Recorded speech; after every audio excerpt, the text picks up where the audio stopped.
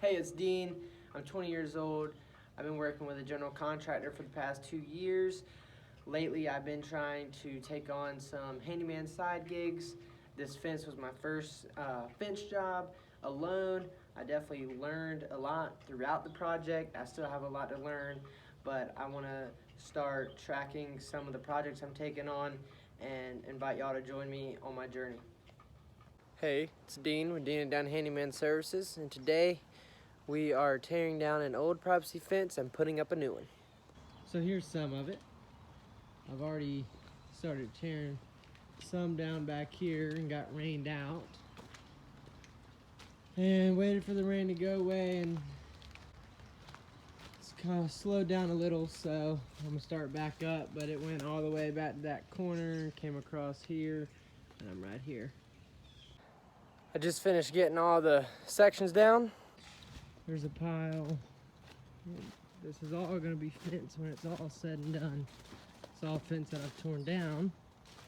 There's a big pile of brush. There's another pile that goes this way. Another pile all the way back to there.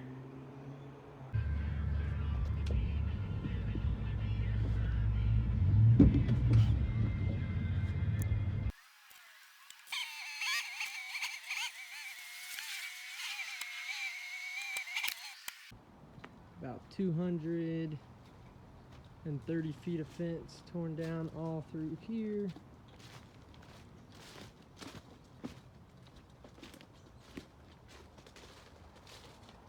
Back to that corner and all the way across. Tore the whole thing down in one day. Let's go, baby. It's day number 2 on the fence job. I got Dad with me.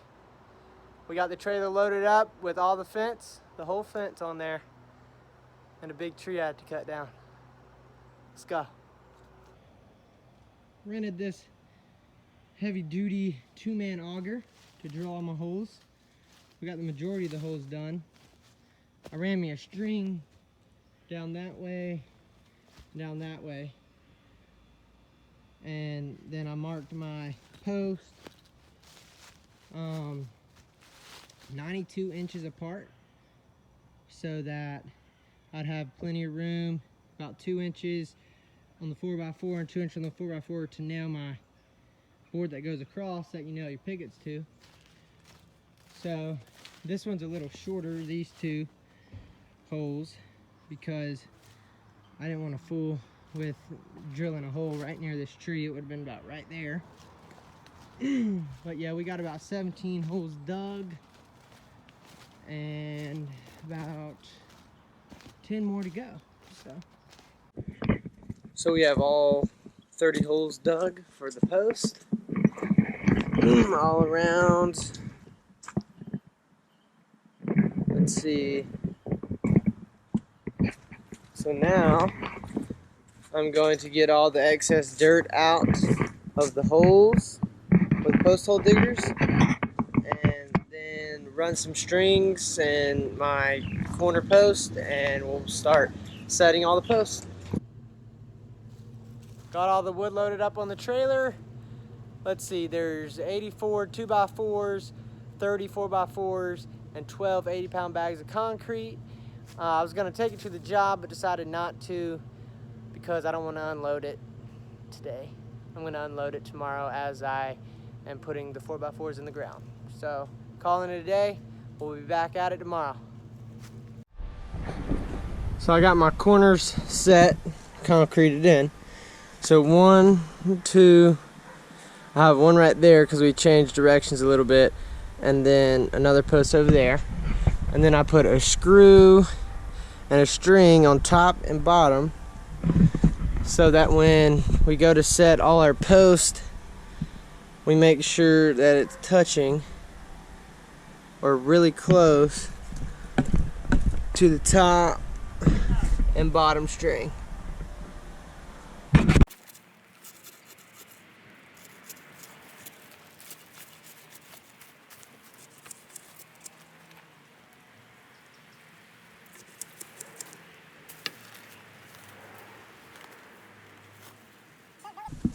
So we have one side of the post in the ground. We're doing 2 sides, so here you can see our post. I tied my string right here, went at the bottom as well.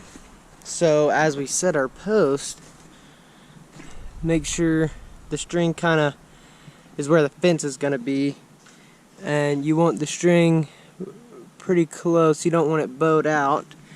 See, there's a little gap there, but we can make that work. And then as you keep, I mean, you're talking a hair of a gap right there. Right here, we're real right on it. So of course we go along, we got all these posts up. So we got all 30 poles set in the ground and lined up with our string.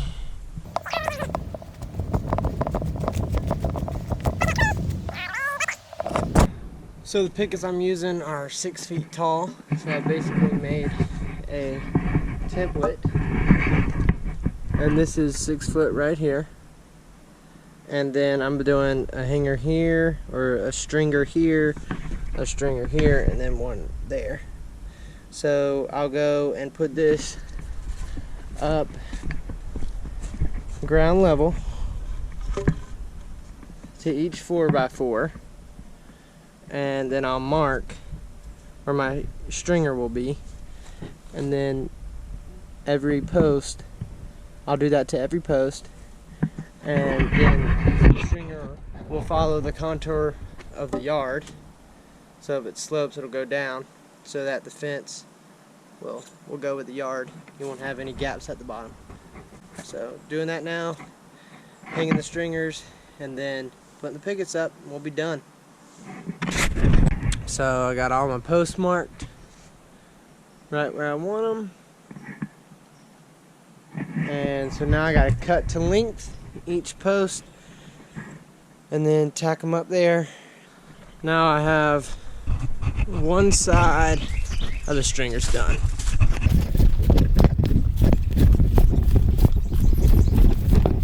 All the way down, then now I have to do this side.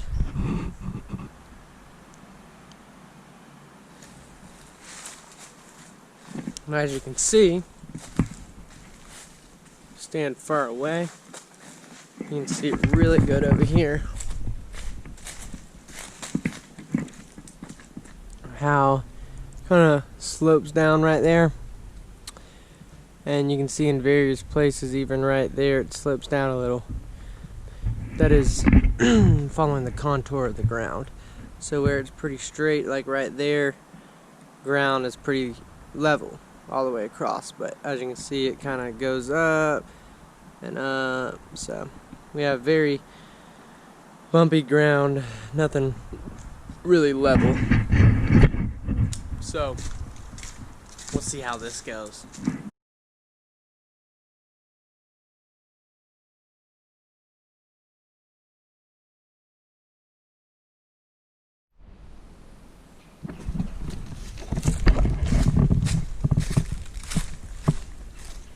So I finished all the way back to this corner,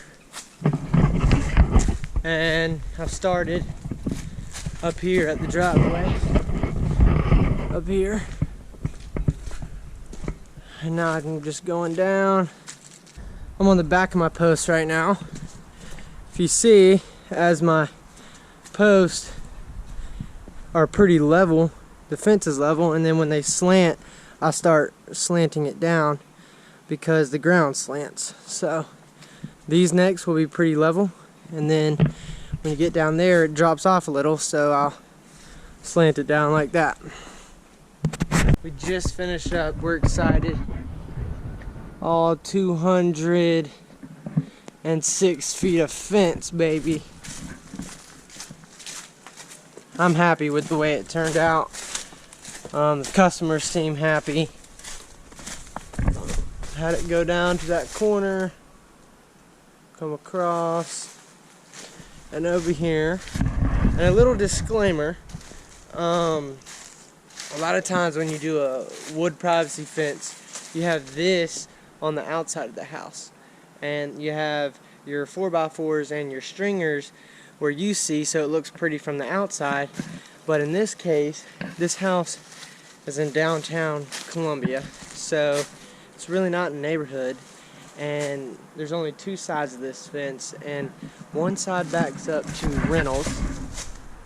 See the rental properties, and that's parking for the rentals. And then the other side is another rental, but more than half of it is just woods. So the privacy fence I tore down had the clean, nice looking, good side on this side where they could see it, and they wanted it up the exact same way. So that's what I did for them. Thanks for watching. I hope you can learn something from this video.